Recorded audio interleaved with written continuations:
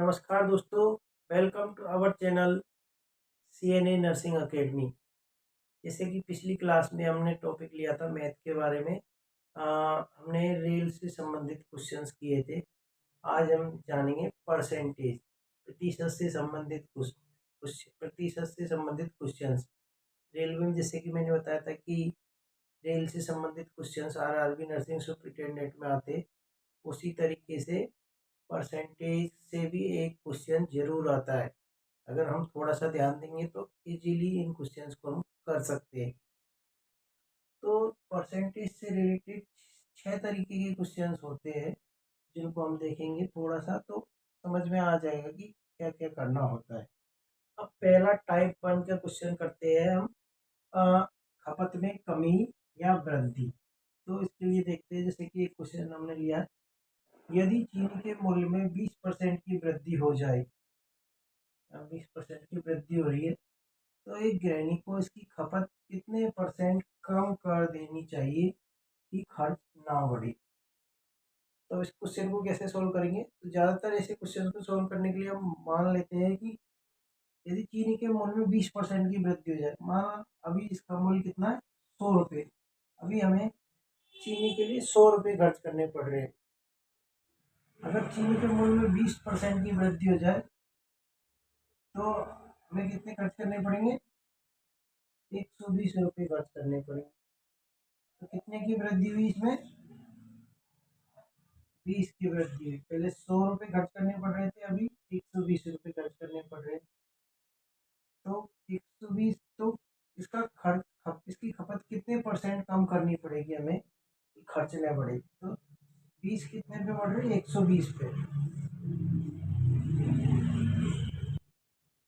20% वृद्धि हो रही है तो 120 हो रहा है।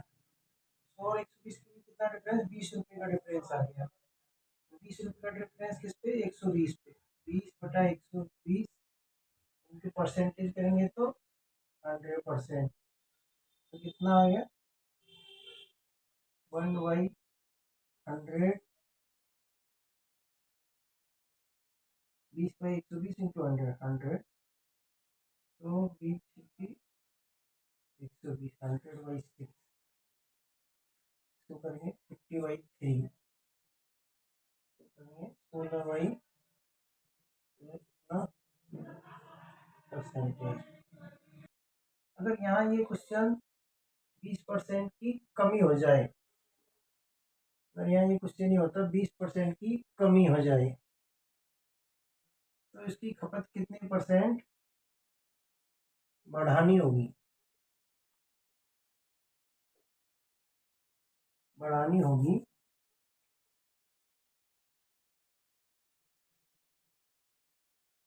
कि खर्च न बढ़े, खर्च अपरिवर्तित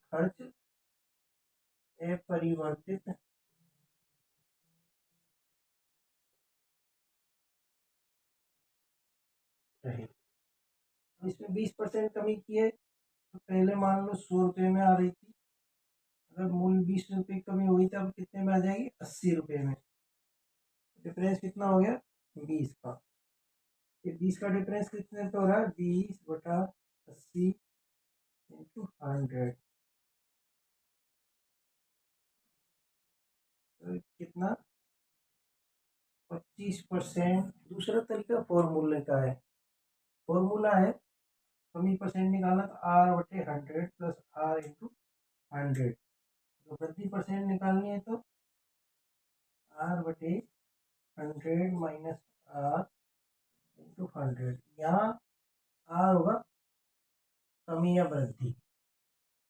कमी की अब इस क्वेश्चन में लेते हैं हम, कितने परसेंट बढ़ानी होगी, यानी वृद्धि करना चाह रहे हैं हम। वृद्धि के लिए यहाँ आएगा R कितना, 20, 100 माइनस 20 इंटू 100, ये कितना आएगा, 20/80 इंटू 100, कितना आ गया इसका, 25%।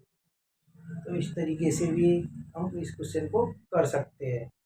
अब बात करते हैं टाइप 2, जनसंख्या पर आधारित क्वेश्चंस। जनसंख्या पर आधारित क्वेश्चंस को हम किस तरीके से सॉल्व करेंगे। तो इसमें 2 तरीके के क्वेश्चंस आते हैं। एन वर्ष बाद जनसंख्या और एन वर्ष पूर्व जनसंख्या। जैसे किसी शहर की जनसंख्या इतनी है तो 2 वर्ष बाद उसकी जनसंख्या कितनी होगी। तो अब हम इसको फॉर्मूले से भी कर सकते हैं और वैसे भी मैं एक बताऊंगा नॉर्मल इस तरीके से उसको कर सकते हैं। 2 तरीके से हम कर सकते हैं। फॉर्मूले पी यानी यहाँ पॉपुलेशन यानी जनसंख्या कितनी है, आर यानी कितनी वृद्धि हो रही है, 5% की सालाना वृद्धि हो रही है या 10% की सालाना वृद्धि हो रही है। एन यहाँ पे है कितने साल की पूछ रहा है कि 5 साल बाद जनसंख्या कितनी होगी, तो ये 5 आ जाएगा। 2 साल बाद कितनी होगी तो यहाँ 2 आ जाएगा। ऐसे एन वर्ष पूर्व जनसंख्या पूछते हैं तो इसके लिए ये फॉर्मूला है। और हम डायरेक्ट भी किस तरीके से उसको आसानी से समझ के कर सकते हैं वो भी हम इसमें देखेंगे। तो इसको हम क्वेश्चन से समझते हैं। जैसे कि क्वेश्चन है किसी शहर की जनसंख्या 20% वार्षिक की दर से बढ़ रही है। वर्तमान जनसंख्या 20,000 है तो 2 वर्ष बाद शहर की जनसंख्या कितनी होगी। तो अगर फॉर्मूले से करें तो एन वर्ष बाद जनसंख्या पूछ रहा है यानी 2 वर्ष बाद जनसंख्या पूछ रहा है। पी क्या होगा यहाँ 20,000। आर क्या होगा यहाँ कितने रेट से बढ़ रही है 20%। 20% की रेट से बढ़ रही है। तो फॉर्मूले के हिसाब से हम करेंगे तो 20,000 इसकी पॉपुलेशन है। 1 + आर कितना 20/100। एन कितना 2। तो इसको करेंगे हम 20,000 यहाँ लघुत्तम लेंगे तो ये कितना आ गया 100 + 20 यानी कि 20,000 इंटू 120/100 इंटू 120/100। अब अगर यहाँ 2 की जगह 5 वर्ष होता तो हम 5 बार 120/100 120/100 120/100 ऐसे करते हैं। इसको काट देंगे, 2 जीरो से 2 जीरो गई, 2 जीरो से 2 जीरो गई। तो इसको करेंगे तो 12 12 144 288 288 तो कितनी पॉपुलेशन होगी 28,800 पॉपुलेशन होगी 2 साल बाद। ये तो फॉर्मूले से हम करेंगे। फॉर्मूले अगर बार बार में काफ़ी सारे फॉर्मूले हो जाए याद नहीं रहे तो हम जनरल कॉमन सेंस से भी इसको कर सकते हैं। स्टैंडर्ड प्रोसीजर से करने के लिए मान लेते हैं शहर की जनसंख्या कितनी है, मान के लेते हैं इसमें शहर की जनसंख्या दी हुई है, जनसंख्या 20,000 है। तो इसमें पूछा 2 वर्ष बाद 20% की दर से बढ़ रही है तो 20,000 का 20% क्या होगा,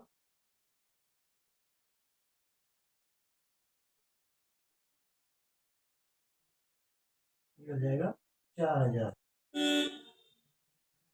तो 1 वर्ष बाद इसकी जनसंख्या कितनी हो गई 20 और 4 24,000। फिर अगली साल भी कितने परसेंट से बढ़ रही है 20% से। सेकेंड ईयर में भी 24,000 का 20% कितना हुआ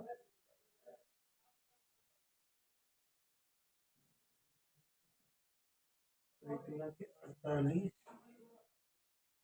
तो 24,000 प्लस तो कितनी बढ़ी 48 तो ये बढ़ी 24,000 प्लस 48 से करेंगे तो कितना आ जाएगा 28,800। ये इसकी जनसंख्या। अब जैसे इसमें एक शहर की जनसंख्या कितनी है तो 2 वर्ष पूर्व शहर की जनसंख्या कितनी होगी। अगर फॉर्मूला की बात करें तो फॉर्मूले के हिसाब से हम 121,000 डिवाइड बाई 1 + 10% की दर से बढ़ रही है 10/100 कितने साल बढ़ रही है 2 वर्ष। तो इसको करेंगे 110/100 110। तो ये नीचे है तो ये ऊपर चले जाएंगे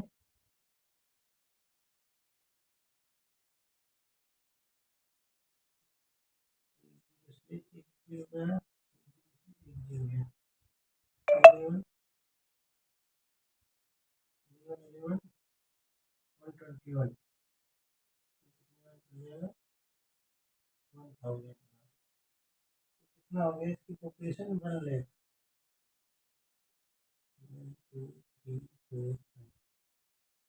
1 लाख इससे जनसंख्या होगी। 2 वर्ष पूरी स्क्वायर की जनसंख्या कितनी होगी? 1 लाख। तो इस तरीके से हम इस फॉर्मूले से कर सकते हैं।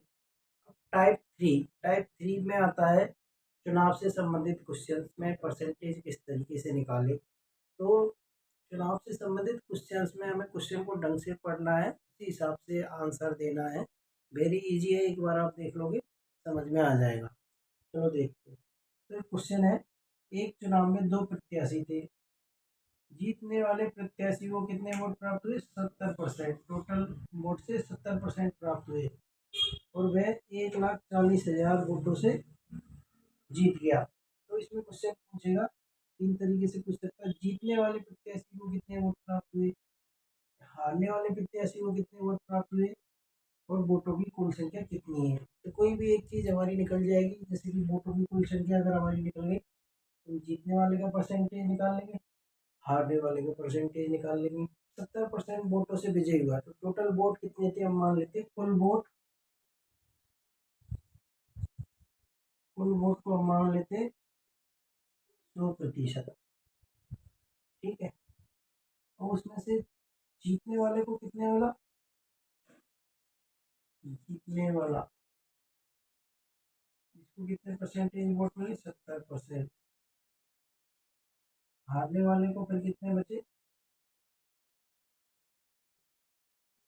हारने वाला इसको मिले 30%। अब इसमें कह रहा है कि जीतने वाले को 70% वोट मिली और वो 1,40,000 वोटों से जीत गया। किससे जीता होगा? हारने वाले से 1,40,000 ज़्यादा वोट मिले। दोनों के बीच में अंतर कितना है? 1,40,000 वोटों का। तो यहाँ पे परसेंटेज में अंतर कितना है दोनों के बीच? 40% का।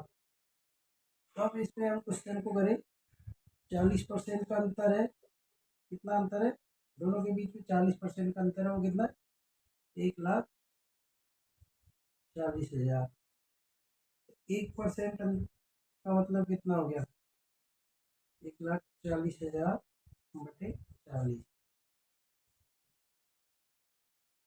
कितना आ गया?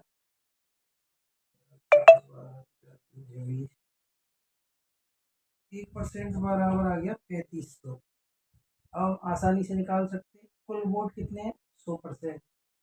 100%, 1% 3500 है तो 100% कितना हो गया?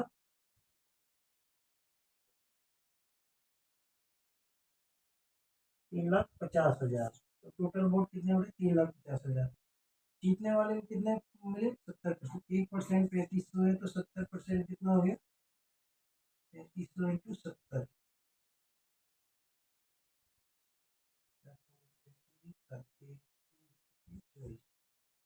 2,45,000। हारने वाले का करें तो कितना हो गया? 1% 3500 है तो 30% कितना हो गया?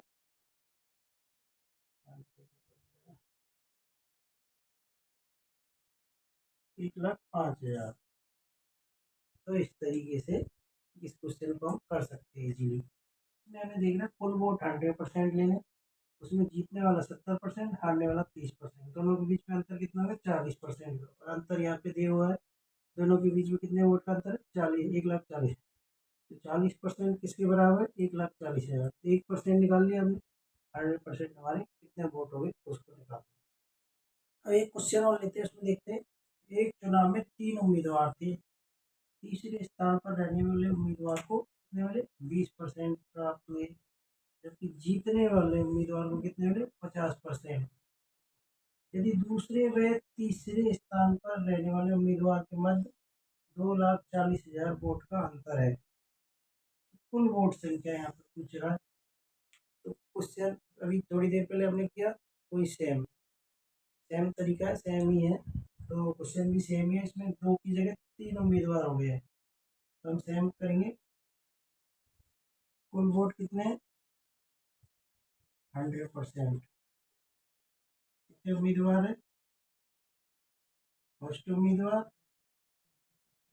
सेकंड उम्मीदवार और थर्ड उम्मीदवार। फर्स्ट उम्मीदवार को, तीसरे स्थान पर रहने वाले उम्मीदवार को 20% वोट प्राप्त हुए, इसको कितने होंगे? 20%। और जीतने वाला उम्मीदवार, फर्स्ट उम्मीदवार था तो उसको कितने होंगे? 50%। दूसरे व तीसरे स्थान के उम्मीद तो 50, दूसरे उम्मीदवार को कितने मिलेंगे? 30%। दूसरे और तीसरे स्थान के उम्मीदवारों के मध्य कितने का अंतर है? 2,40,000 का। तो यहाँ पे दोनों के बीच कितने का अंतर है? 10% का। 10% का अंतर है ना दोनों के बीच। तो 10% का अंतर किसके बराबर है? 2,40,000 के। या इनके बीच अंतर नहीं पूछ रहा है, यहाँ सेकंड और थर्ड के बीच में अंतर दे रखा है। तो 1% कितना हो गया? 24,000। इसमें कुल वोटों की संख्या पूछ रहा है तो 100% है, तो 100% के लिए क्या होगा? 2,40,000, 24,000 इंटू 100, कितना हो गया? 24 लाख।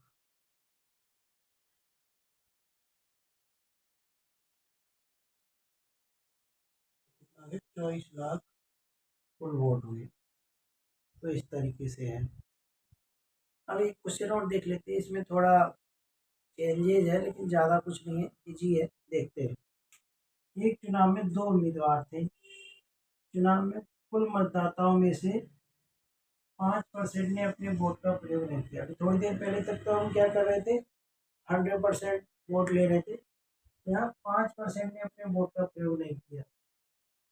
सफल उम्मीदवार को कुल वोटों का, कुल वोट 100% टोटल वोटों का 48% वोट लेकर 1,500 वोटों से विजयी हुआ। हर उम्मीदवार का अपने वोट पता करना है। तो सबसे पहले कुल वोट हम वही करेंगे।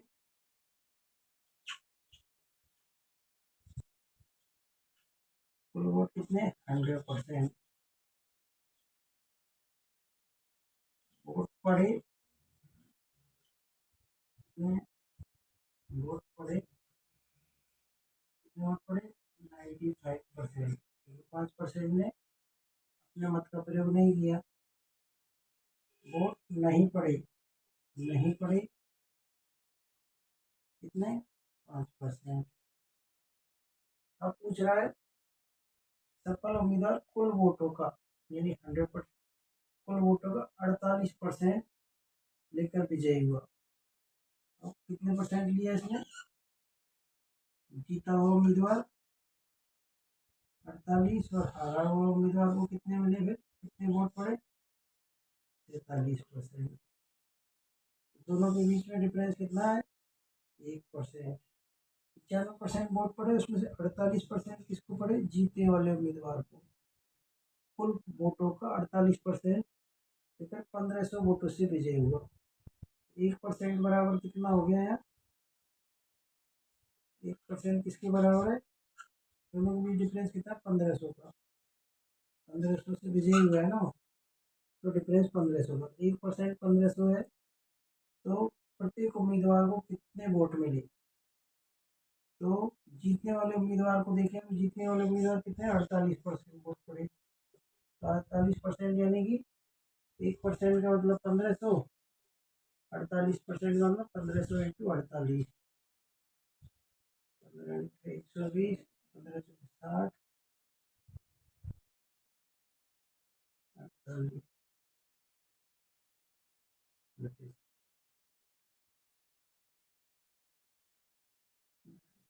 120, 1,560।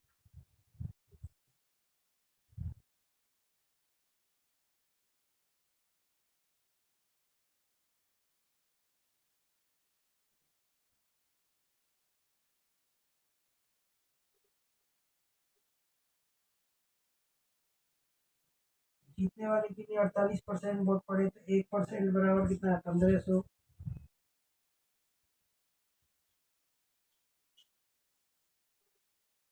कितने? 48। इसको कितने वोट पड़े? 100, 120, 1,560।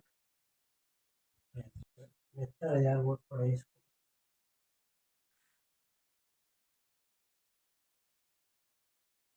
और हारने वाला उम्मीदवार 47% वोट पड़े, 47% निकालेंगे।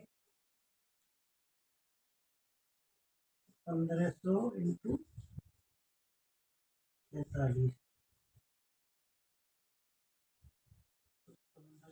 105,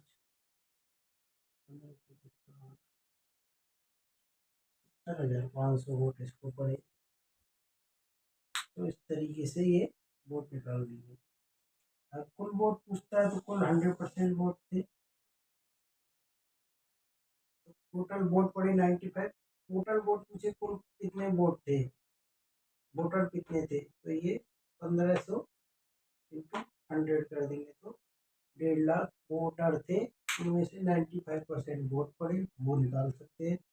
वोट कितने वोट नहीं पड़े वो निकालेंगे तो 7500। इसका अगर ये पूछे कितने वोट नहीं पड़े तो 1500 इंटू 5, यानी कि 7500 वोट नहीं पड़े टोटल वोटों में से। तो इस तरीके से ये भी निकाल सकते हैं। तो चुनाव संबंधी प्रश्न हम इस तरीके से कर लेंगे।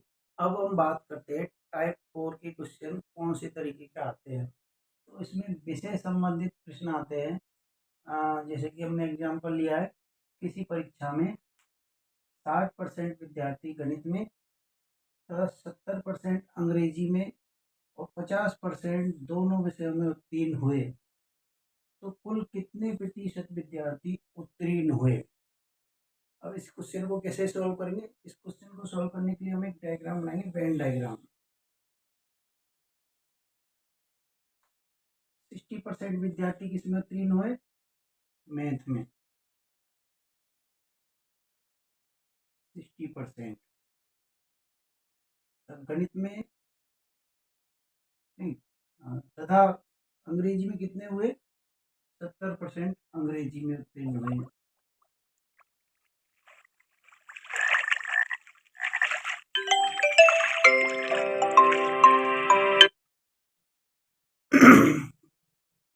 सत्तर परसेंट किसमें हुए, अंग्रेजी में उत्तीर्ण हुए, और 50% दोनों विषयों में उत्तीर्ण हुए। 60% इसमें, 70 में, 50% दोनों में।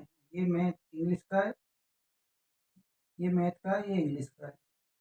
दोनों में उत्तीर्ण हुए कितने हुए, मैथ और इंग्लिश, दोनों का बीच का कॉमन आ रहा है। इसमें कितने उत्तीर्ण हुए, 50% विद्यार्थी इसमें उत्तीर्ण हुए। देखिए समझिएगा, 50% दोनों में कॉमन है, मैथ और इंग्लिश, तो कॉमन है दोनों में 50%। तो ये टोटल 60 में से 50% मैथ और इंग्लिश में उत्तीर्ण हुए, तो इसमें कितना बचा, 60 में से 10%। ऐसे ही इसमें 70 में से इसमें कितना बचा, 20%। तो अगर हमें कैलकुलेट करना कुल कितने परसेंट विद्यार्थी उत्तीर्ण हुए, तो 10%, 20% कितना होगा, 30, 50, 80, तो टोटल कितने उत्तीर्ण हुए, 80% विद्यार्थी उत्तीर्ण हुए। इस तरीके से इसका आंसर निकाला जा सकता है। अब बात करते हैं पैटर्न नंबर 5, टाइप 5। टाइप 5 है आय संबंधी प्रश्न। आय संबंधी प्रश्न में किस तरीके के क्वेश्चन आते हैं, जैसे कि उसकी आय कितनी है। एक व्यक्ति की आय 50% है, एक व्यक्ति की आय है, आय का 50% अपने पुत्र को दे देता है, 30% अपनी पुत्री को दे देता है, और शेष राशि का 80% दान कर देता है। यदि उस व्यक्ति के पास 16,000 रुपये बचे हो तो उसके पास प्रारंभ में कितनी आय थी, कितनी राशि थी। अब ये पूछ रहा है कि शुरू में उसके पास कितनी राशि थी। तो ऐसी कंडीशन में हम शुरुआती राशि मान लेते हैं, उसके पास 100 रुपये थे। कितने रुपये थे, 100। 100 में से 50% किसको दे रहा है, पुत्र को दे रहा है। तो कितने बच्चे उसके पास, 100 का 50% करेंगे तो कितना आ जाएगा,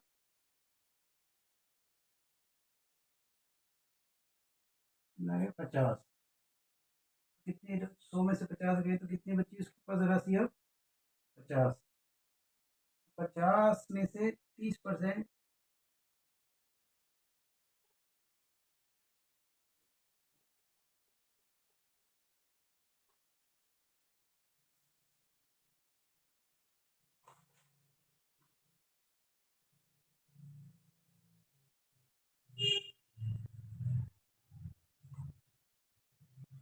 अब इस तरीके के क्वेश्चंस को करने के लिए क्या मान लेते हैं हम, प्रारंभ में उसकी राशि कितनी थी, 100 रुपये थी। माना उसकी प्रारंभिक राशि कितनी थी, 100 रुपये थे। 100 में से वो क्या कर रहा है, 50% अपने पुत्र को और 30% अपनी पुत्री को, यानी कि 80% वो अपने बच्चों में बांट रहा है और शेष का भी 80% दान कर देता है। तो 100 में से 80% अगर उसने दे दिया तो कितना बचा उसके पास, 20 रुपये बचा। 20 रुपये का 80% वो क्या कर रहा है, दान कर रहा है। कितना हो गया, 20 का 80% 16। उस पर 20 रुपये बचे थे, 20 में 16 उसने क्या कर दिया, डोनेट कर दिया। तो उसके पास बची कितनी राशि, 20 माइनस 16 इक्वल टू 4। 100 रुपये थे, 100 में से अब उसके पास 4 रुपये बचे। यदि उस व्यक्ति के पास 16,000 रुपये बचे, 4 रुपये बचे हैं, इसका मतलब तो राशि कितना है, 4 किसके बराबर है, 16,000 के बराबर है। 4 रुपये बचे थे 100 में से, और यहाँ पे दिखा रहा है 16,000 रुपये बचे थे। तो 4 किसके बराबर हो गया, 16,000 के बराबर। एक किसके बराबर हो गया, 16,000 बटे 4, तो कितना आ जाएगा, 4,000। एक का मान क्या आ गया, 4,000। हाँ, हमने प्रारंभ में राशि कितनी ली थी, 100। अब उसके कुछ पूछ रहे प्रारंभ में कितनी राशि थी, प्रारंभ में उसकी आय कितनी बताई थी हमने, 100। एक 4,000 के बराबर है, तो 100 किसके बराबर हुआ, 100 इंटू 4,000। प्रारंभ में उसके पास कितनी राशि बचेगी, 4 लाख रुपए। 4 लाख रुपए उसके पास प्रारंभ में राशि थी। इस तरीके से इन क्वेश्चंस को करेंगे हम। अब आते हैं नेक्स्ट क्वेश्चन पर, परीक्षा में उत्तीर्ण अनुत्तीर्ण वाले क्वेश्चन कि ये इस तरीके के क्वेश्चन काफ़ी आते हैं। पिछली आरआरबी की कॉम्पिटिटिव एग्जाम्स में भी, नर्सिंग सुपरिटेंडेंट के एग्जाम में भी ये क्वेश्चन आया हुआ है। तो इसको देखते हैं किस तरीके से करते हैं, बड़ा इजी है। तो इसमें हमने देखा कि उत्तीर्ण होने के लिए कितने अंक चाहिए, 40%, और विद्यार्थियों को कितने मिले, 243, और वह 17 अंकों से अनुत्तीर्ण हुआ। तो परीक्षा का क्या पूछ रहा है, पूर्णांक पूछ रहा है। तो परीक्षा का पूर्णांक हम मान लेंगे कितने परसेंट है, 100%। कितना है, 100% परीक्षा का पूर्णांक है। अब देखें कि 40% अंक चाहिए उसको, यहाँ तो लिख लेते हैं हम अंक, यहाँ लिख लेते हैं परसेंटेज। परसेंटेज कितने, 40%। और विद्यार्थी 243 अंक कितने प्राप्त हुए, 243। तो कितने से अनुत्तीर्ण हुआ, 17 से। यानी कि 40% मार्क्स लाने के लिए उसको 243 मार्क्स तो उसके आए थे। अगर 17 मार्क्स और आ जाते तो वह उत्तीर्ण हो जाता, यानी 17 मार्क्स से वह उत्तीर्ण हुआ। और 17 मार्क्स उसके और आ जाते तो वो उत्तीर्ण हो जाता। तो कितना पूर्णांक हम बता रहे उत्तीर्ण होने के लिए, 40%। तो 40% किसके बराबर हुआ, 243 प्लस 17, यानी कि 40% बराबर कितना हो गया,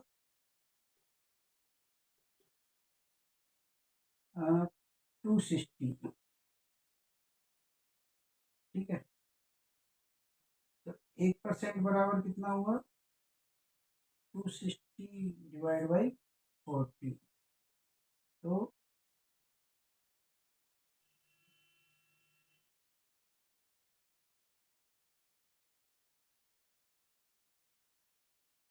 चार 24 1% बराबर कितना प्राप्त हो गया हमें, 6.5। और पूर्णांक कितना, 100। तो 6.5 इंटू 100% करेंगे तो कितना आ जाएगा, पूर्णांक कितना आ जाएगा, 650। कितना। अब देखिए परीक्षा में उत्तीर्ण अनुत्तीर्ण से संबंधित एक टाइप के क्वेश्चंस और आते हैं, तो उनको देखते हैं हम। एक परीक्षा में विद्यार्थी को 336 अंक प्राप्त हुए, जो पूर्णांक का कितना परसेंट है, 56%। उसी परीक्षा में दूसरे विद्यार्थी को 356 अंक प्राप्त हुए, तो दूसरे विद्यार्थी का परसेंटेज इसमें पूछा जा रहा है। तो दूसरे विद्यार्थी को कितने परसेंटेज प्राप्त होंगे। क्वेश्चन को करने के लिए हमने क्या देखा था, यहाँ पे मान लिया हमने परसेंटेज, यहाँ पे कर लिया अंक।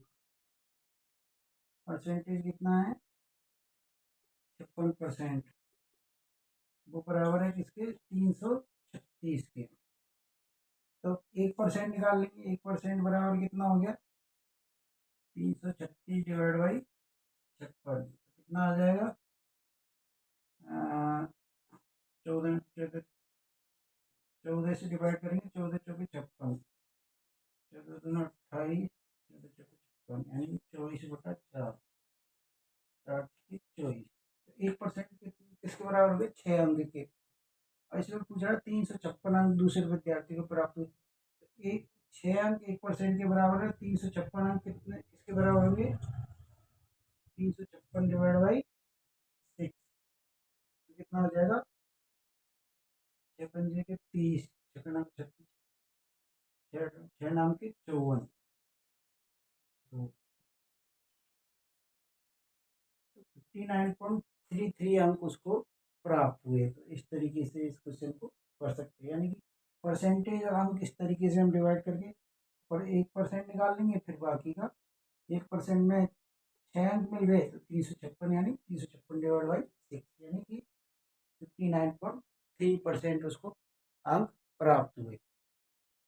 तो इस तरीके से हम परसेंटेज के क्वेश्चंस को कर सकते हैं। मैंने थोड़ा आसान सिंपल लैंग्वेज में आपको बताया, थोड़ा सिंपल जो लेवल है हमारा आरआरबी नर्सिंग सुपरिटेंडेंट का, उसके हिसाब से जिस तरीके के क्वेश्चंस आते वो मैंने आपको बताए। डिफ़िकल्टी लेवल पे हम जाएंगे तो बहुत ज़्यादा टाइम लग जाएगा। तो हमें जो मैथ के क्वेश्चंस है जो आते हैं, हमने 1-2 बार रीडिंग कर ली, कुछ क्वेश्चंस की प्रैक्टिस कर ली, हमने आर.एस. अग्रवाल बुक से 2, 4, 5 क्वेश्चंस की प्रैक्टिस कर ली, इस तरीके से अलग-अलग टाइप के, तो हम आराम से जो भी क्वेश्चन आएगा आरआरबी नर्सिंग सुपरिटेंडेंट एग्जाम में उसको कर सकते हैं, बिना किसी ज़्यादा डिटेल के, बिना किसी डीप नॉलेज के।